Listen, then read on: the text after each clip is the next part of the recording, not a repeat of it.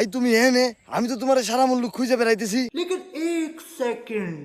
কে রে ভাই কি হয়েছে? তুই আমার হারাম লোক বলে খুঁজতেছিস কিসের জন্য? ভাই আসলে আমার তো কয়টা টেকার দরকার, আমি একটা মোবাইল কিনবো ভাই। আমার কাছে তো এরকম টাকা পয়সা এখন নাই।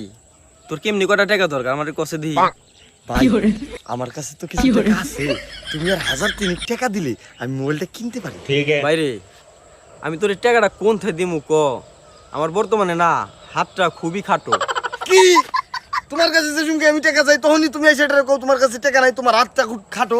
খারাপ আমি আজকে তোমার হাতই মাপুম।